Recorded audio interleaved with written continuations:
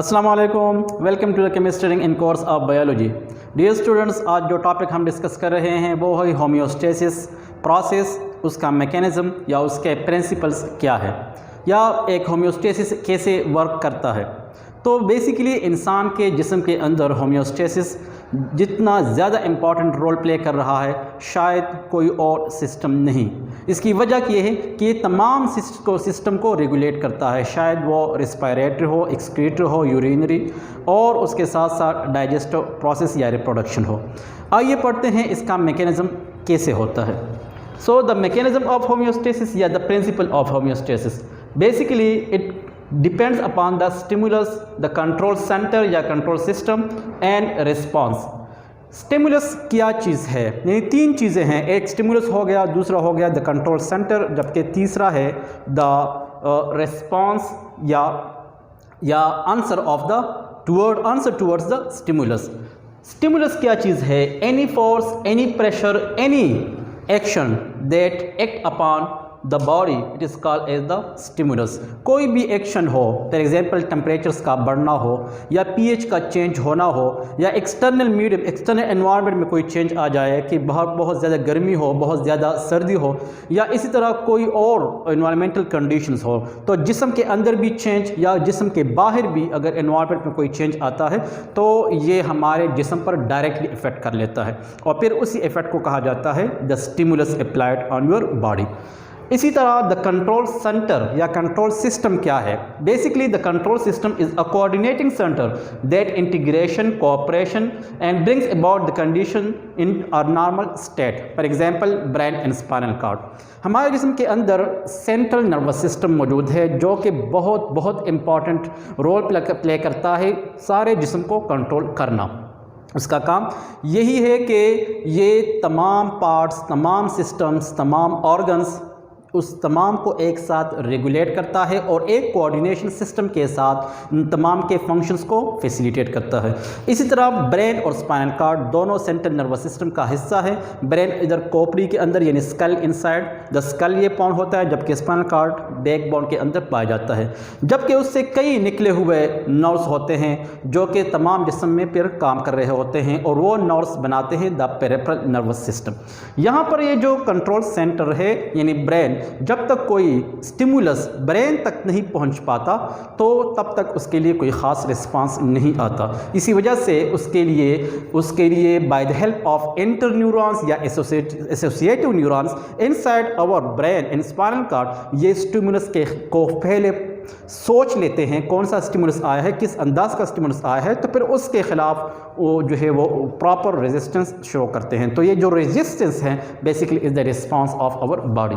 तो रिस्पांस क्या है? The answer of the body against the stimulus by the help of control system या control centre, यानी control centre की वजह से जो रिस्पांस हमारे जिस्म से, वो हमारे दिमाग से, हमारे स्पाइनल कॉर्ड से निकलता है तो उसको कहा जाता है the best response of our body.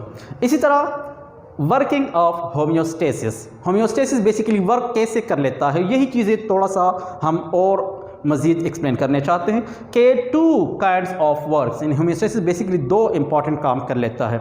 एक को कहा जाता है द कंट्रोल सिस्टम, जबकि दूसरा कहा जाता है the feedback mechanism. Control system क्या चीज़ है? जिस तरह मीनिंग बताता है कि कंट्रोल करना, किसी चीज़ कोई भी वेरिएशन, कोई भी चेंज कहीं पर आता है तो उसको कंट्रोल करना बेसिकली द कंट्रोल सिस्टम कहलाता है। जबकि फीडबैक मैकेनिज़्म क्या है कि कोई रिएक्शन अगर रिएक्टेंट से प्रोडक्ट्स की तरफ जा रहा है और जा रहा है, उसके बाद कई प्रोडक्ट्स उन्होंने बना लिए, लास्ट में ये है कि क्या ये जो मुसलसल प्रोडक्ट्स बनता जा रहा है कहीं इसका कोई नुकसान तो नहीं हुआ? अगर फ़ायदा है तो ठीक है, अगर नुकसान दे रहा है तो फिर उसको क्या है, उसको रिवर्स करना चाहते हैं। तो फीडबैक मैकेनिज्म मीन्स या तो उस जो रिएक्शन एक्सीलरेट हो रहा है या उसको कम किया जाए या इसको मज़ीद फॉरवर्ड किया जाए, इसी को कहा जाता है द फीडबैक मैकेनिज्म। यानी the cyclic events takes place by the stimulus and response actions is collectively called as the feedback mechanism. यानी वो साइक्लिक इवेंट्स जो स्टिमुलस से सेंट्रल नर्वस सिस्टम तक गए हों और सेंट्रल नर्वस सिस्टम से फिर उसके लिए रिस्पांस आया हो, और इस तरह के जितने इवेंट्स जो अभी हाँ बाद में हम डिस्कस करने जा रहे हैं, जितने इवेंट्स कलेक्टिवली एक्सप्रेस होते हैं उसको फीडबैक मैकेनिज्म कहा जाता है। It may be positive, it may be negative. अब कंट्रोल सिस्टम क्या चीज़ है? कंट्रोल सिस्टम बेसिकली दो किस्म के होते हैं, ये जहन में रख लीजिएगा कि दो किस्म के बेसिक होते हैं, एक को फिजिकल कहा जाता है जबकि दूसरे को लिविंग कहा जाता है। फिजिकल ये है कि जो एक्सटर्नल एनवायरनमेंट में चेंज आते हैं, किसी फिजिकल बॉडी में चेंज आता है, किसी इंस्ट्रूमेंट, किसी मशीन के अंदर कोई चेंज आता हो या उसके अंदर एक ख़ास मैकेनिज्म के तहत हम उसको उसमें चेंज लेके आए। तो इसका मिसाल हम पढ़ते हैं कुछ इस तरह कि एक इंक्यूबेटर है। इंक्यूबेटर से मुराद ग्रोथ चैम्बर्स, एक ऐसा चैम्बर जिसके अंदर हम रिसर्च करने वाले बैक्टीरिया, न्यूट्रिएंट, एगर या उसी तरह कुछ टिश्यू को अगर हम कल्चर करना चाहते हो तो इस ग्रोथ चैम्बर्स में रखते हैं। यहाँ पर एक रेगुलेटर सिस्टम होता है जो इसकी टेम्परेचर को कम या ज़्यादा कर लेते हैं, जिसकी वजह से यहाँ पर एक थर्मोस्टेट लगता है जो इसकी इंटरनल टेम्परेचर को वो कंट्रोल कर रहा होता है।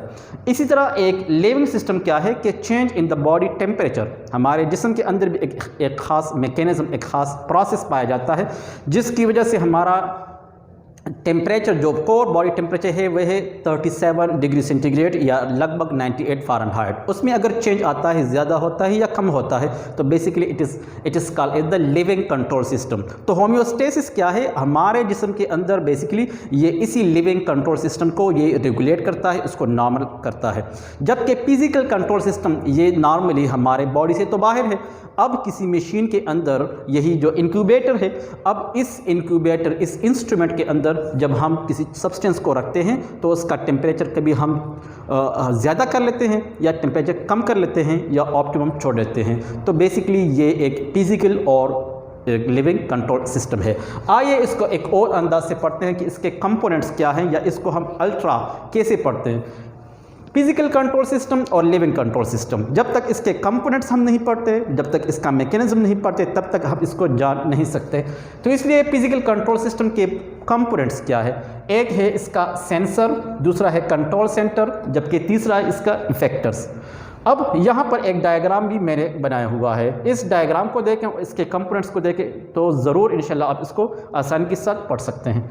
सेंसर क्या है? The thermometer set check point, यानी ये है इंक्यूबेटर ग्रोथ चैम्बर। अब इस ग्रोथ चैम्बर के अंदर देख लें, यहाँ पर मैंने कुछ सब्सटेंसेस इंटरनली रखे हुए हैं, फॉर एग्जांपल न्यूट्रिएंट या कोई बैक्टीरिया या कोई फंजाई या कोई प्रोटेस्ट या कोई भी चीज़ जिस पर मैं रिसर्च करने जा रहा हूँ वो मैंने इसके अंदर रखे हुए हैं और उसको नॉर्मल टेम्परेचर चाहिए होता है तो 37 डिग्री सेंटीग्रेड। अब यहाँ पर लगा हुआ है ऑन ऑफ बटन, जिसकी वजह से टेम्परेचर ज़्यादा या कम हो सकता है। तो यहाँ पर कितना टेम्परेचर आपने देना है वो यहाँ पर आप इसको पुट कर सकते हैं। यहाँ पर मौजूद है थर्मोस्टेट। अब इसका थर्मोस्टेट क्या है? Basically the control centre. Thermostat, state कहते हैं स्टैटिक या कांस्टेंट टेम्परेचर। जब किसी टेम्परेचर को आपने यहाँ पर कांस्टेंट रख दिया, बस कांस्टेंट रखने का काम थर्मोस्टेट का है। अब इस ग्रोथ चैम्बर के अंदर क्या क्या चीज़ है? एक है थर्मोस्टेट जो इसका कंट्रोल सेंटर है, दूसरा है थर्मामीटर जो इसका सेंसर है जो अंदर टेम्परेचर को चेक करेगा यकीनन है कि नहीं। जिस तरह थर्मामीटर से हम इंटरनल बॉडी का टेम्परेचर मालूम कर सकते हैं कि आपको फीवर है कि नहीं, तो इसी तरह इसका भी अंदरूनी टेम्परेचर जानने के लिए थर्मामीटर का रखना ज़रूरी है जो इसका बेसिकली सेंसर कहलाता है। इफेक्टर क्या है कि the cooling unit on off heating, ये जो पॉइंट है ये है इसका इफेक्ट रीजन के, जहाँ पर ये मालूम किया जा सकता है कि इंटरनल टेम्परेचर वाकई में कांस्टेंट है कि नहीं, या इसको हम ज़्यादा करना है तो ज़्यादा कर ले, कम करना है तो इसको कम किया जाता है। इसकी अब देख लें कि what are the basic importance of it. इसकी इंपॉर्टेंस क्या है? It check the temperature regulating system for the growth of different research organism. यहाँ पर हर ऑर्गेनिज्म, हर चीज़ की जो कल्चरिंग होती है, specially bacteria, specially the tissue, तो उसके लिए कोई ख़ास टेम्परेचर चाहिए होता है, एक ख़ास ह्यूमिडिटी का लेवल चाहिए होता है।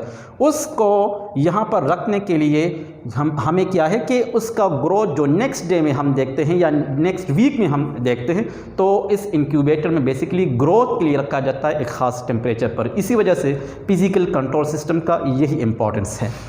उसके बाद हम यहाँ पर देख लें कि जो लिविंग कंट्रोल सिस्टम है इसके कंपोनेंट्स भी 3 हैं। फॉर एग्जांपल, एक है रिसेप्टर्स, एक है कंट्रोल सेंटर और तीसरा है इफेक्टर। हमारे जिस्म के अंदर जो लिविंग कंट्रोल सिस्टम पाया जाता है बेसिकली इसके पार्ट्स यही तो है, लेकिन मैकेनिज्म आगे हम पढ़ते हैं। पहले ये पढ़ते हैं कि ये रिसेप्टर्स क्या है। 5 sensory organs in a living body of human, या इन कोई भी लिविंग बॉडी हो, फॉर एग्जांपल ह्यूमन, उसके अंदर जो इसके 5 सेंसरी ऑर्गन्स हैं basically these are the sensors, these are the receptors of our body. यहाँ पर दूसरा है कि the control centre. Control centre means हमारे जिस्म का कोर बॉडी टेम्परेचर का जो पॉइंट मौजूद है वो है फॉर ब्रेन का हिस्सा जिसका नाम है द हाइपोथैलेमस। ये हाइपोथैलेमस हमारे जिस्म का टेम्परेचर कंट्रोल करता है, इसलिए ये एक सेट पॉइंट कंसिडर किया जाता है। जो नॉर्मल टेम्परेचर है 37 डिग्री सेंटीग्रेड या 98 फ़ारेनहाइट, ये बेसिकली कंट्रोल सेंटर ये कंट्रोल करता है। इसी तरह ये जो कंट्रोल सेंटर है दूसरे में इसके पास दूसरा जो जगह है वो है the central nervous system. Central nervous system में ब्रेन और स्पाइनल कॉर्ड एक ऐसे जगह हैं जो बेसिकली हाइपोथैलेमस के साथ लिंक है और जो टेम्परेचर को मेंटेन रखेंगे। इसी तरह इफेक्टर्स क्या है, अगर टेम्परेचर में चेंज आता है, ज़्यादा होता है या कम होता है, तो हमारा जिस्म उसको कैसे रेगुलेट करता है, कैसे मैनेज कर लेता है और अपने बॉडी को कैसे जो है वो ऑप्टिमम या नॉर्मल लेवल की तरफ इसको लेके आता है। It is due to the presence of high number of glands as well as 650 kinds of the muscles, यानी 650 मसल जिस्म में मौजूद हैं। इसी तरह ग्लैंड्स के कई एंडोक्राइन एक्सोक्राइन ग्लैंड्स मौजूद हैं जो मुख्तलिफ हार्मोन्स को सिक्रीट करते हैं। Contraction and relaxation of the muscles होता है जिसकी वजह से हमारा जिस्म जो है वो नॉर्मल की तरफ आने लगता है। उसके बाद हम इसी लिविंग कंट्रोल सिस्टम की मैकेनिज्म को पढ़ते हैं ताकि किस तरह इसका प्रोसेस जो है वो रेगुलेट होता है। तो आइए पढ़ते हैं। फॉर एग्जांपल, ये है हमारा स्किन और ये एक सेंसरी ऑर्गन है जो सारे जिस्म पर मौजूद है।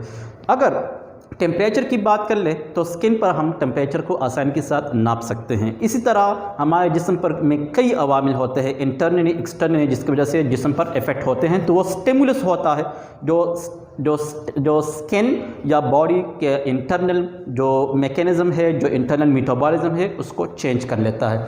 तो फॉर एग्जांपल ये है the skin of our body और ये एक सेंसरी ऑर्गन है। यहाँ पर कोई स्टिमुलस बाहर से अप्लाई होता है। अब अगर बाहर से अप्लाई होता है तो या तो गर्मी है या तो सर्दी है या तो कोई कील है या तो कोई कांटा है, कोई भी चीज़ है। लेकिन स्टिमुलस ये भी होता है कि इंटरनली कोई पेन आ जाता है, टेम्परेचर इंटरनली चेंज होता है या कोई पीएच का चेंज हो गया, तो ये भी एक इंटरनल स्टिमुलस है। यानी 2 किस्म के स्टिमुलाइज इफेक्ट करते हैं जिस्म पर। अब यहाँ पर स्किन चूँकि रिसेप्टर है, सेंसरी ऑर्गन है, ये सीधा मैसेज सेंड करता है towards the central nervous system by the help of the sensory nerves. Sensory nerves ऐसे न्यूरॉन्स हैं जो कि सेंसरी ऑर्गन से डायरेक्टली मैसेज करते हैं टुवर्ड्स द ब्रेन। अब ब्रेन क्या है, सेंट्रल नर्वस सिस्टम क्या है, ब्रेन और स्पाइनल कॉर्ड पर मुश्तमिल है। ये बेसिकली इसके यहाँ पाए जाते हैं इंटरन्यूरॉन्स या एसोसिएटिव न्यूरॉन्स जो इस स्टिमुलस के लिए रिस्पांस सोचते हैं कि स्टिमुलस आ तो गया, अब इसके लिए रिस्पांस क्या होना चाहिए, रैपिड होना चाहिए या स्लो होना चाहिए। ये बेसिकली इसी सेंट्रल नर्वस सिस्टम के पास है। अब चलो उन्होंने रिस्पांस सेंड करना शुरू कर दिया। तो जब रिस्पांस ये सेंड करता है it is due to the presence of motor nerves, यानी यूटिलाइज मोटर नर्व्स। अब ये मोटर नर्व्स और सेंसरी नर्व्स ये दोनों बेसिकली पेरिफेरल नर्वस सिस्टम का हिस्सा है, यानी सेंसरी और मोटर ये दोनों इन्होंने यूटिलाइज कर दिया। इन्होंने ये मैसेज लेके आए जबकि ये मैसेज लेके जाने वाले हैं किसके लिए, कहाँ पर, ये इफेक्टर्स की तरफ मैसेज को लेके जाते हैं। यानी रिस्पांस वाला मैसेज ये बेसिकली एक नर्व इम्पल्स है जो यहाँ से गुजरता हुआ इधर आया। अब उसी नर्व इम्पल्स के लिए जो रिस्पांस यहाँ पर मौजूद है वो इफेक्टर्स की तरफ जाएगा। अब इफेक्टर्स क्या है, मसल्स हैं, ग्लैंड्स हैं। ग्लैंड्स जो है ये हार्मोन को सिक्रीट करते हैं जबकि मसल्स ये कॉन्ट्रैक्ट होते हैं या रिलैक्स्ड होते हैं। दोनों कंडीशंस में इसका रिस्पांस मुमकिन है। तो इन्होंने भी रिस्पांस शो कर दिया, इन्होंने भी रिस्पांस शो कर दिया। अब ये रिस्पांस उसी स्टिमुलस के ख़िलाफ़ इस्तेमाल होता है, जिसकी वजह से बॉडी का जो इंटरनल मेटाबॉलिज्म, इंटरनल एनवायरनमेंट है, ये तकरीबन ये स्टैटिक रहता है, जिसको होम्योस्टेसिस का मैकेनिज़्म कहा जाता है।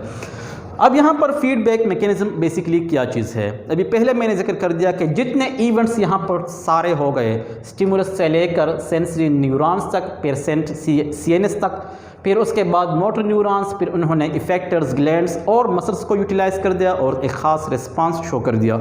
इसी को कहा जाता है द फीडबैक मैकेनिज़्म, यानी फीडबैक जाना कि स्टिमुलस के ख़िलाफ़ रेजिस्टेंस शो करना। तो इस तरह का एक जो एरो बनता है, इसको बेसिकली कहा जाता है द फीडबैक मैकेनिज़्म, यानी this combined response of muscles glands against a proper stimulus is called as the feedback process. It is used to regulate the changes to the and either it regulate the changes. It may be either positive feedback mechanism, it may be either negative feedback mechanism. It regulate basically the internal processes of the body. It maintain the osmoregulatory process. It maintain the homeostasis of the body. So dear students, आज के lecture के अंदर हमने homeostasis का work पढ़ लिया, किस तरह वो अपने मैकेनिज़्म करता है, फिज़िकल कंट्रोल सिस्टम पढ़ लिया और एक लिविंग कंट्रोल सिस्टम पढ़ लिया। फिर उसके बाद हमने फीडबैक मैकेनिज़्म पर बात की। उम्मीद है कि आज के लेक्चर को आप बेहतर समझे होंगे। So stay with us and thank you.